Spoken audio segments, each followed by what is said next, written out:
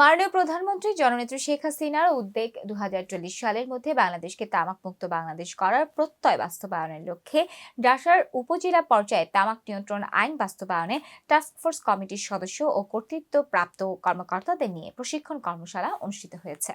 বৃহস্পতিবার ২০২৪ তারিখ সকালে মাদারীপুর জেলার ডাসার উপজেলার প্রশাসনের আয়োজনে স্বাস্থ্যসেবা বিভাগের সহযোগিতায় উপজেলা হল রুমে এই প্রশিক্ষণ কর্মশালা অনুষ্ঠিত হয়।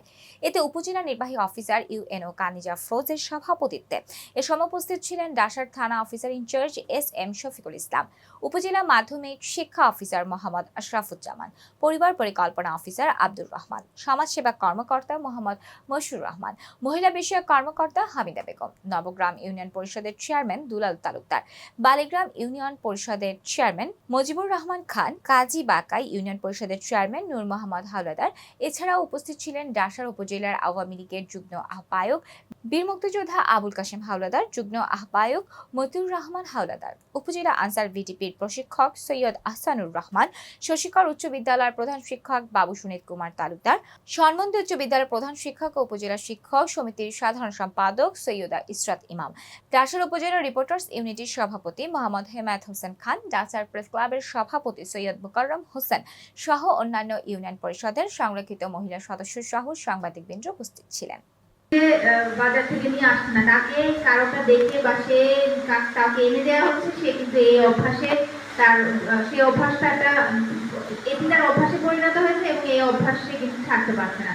তো আমি বলবো যে যারা আজকে আমরা এখানে যারা আছি, আমার যে মা, আমার যে বোন, আমার যে খালা বা আমার ফুফু যারাই আছে না কেন, তাদেরকে একটু বুঝিয়ে বলা যে আমরা এখন যে সব কথাগুলো আমরা শুনেছি বিভিন্ন আলোচনার মাধ্যমে, আপনাদের কাছ থেকে বিভিন্ন সাংবাদিক, বিভিন্ন জনপ্রতিনিধির মাধ্যমে, তো আইনগত মেসেজটা আমাদের কাছে পেয়েছে না।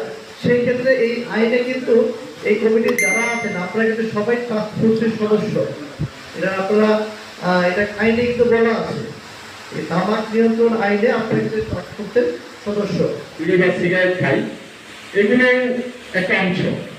তো যেহেতু বাংলাদেশে তামাক উৎপাদন হয় সরকারিভাবে, পণ্য উৎপাদনের বিড়ি সিগারেট বা যেটাই হোক, এখানে দেশি এবং বিদেশি বড় বড় কোম্পানি আছে।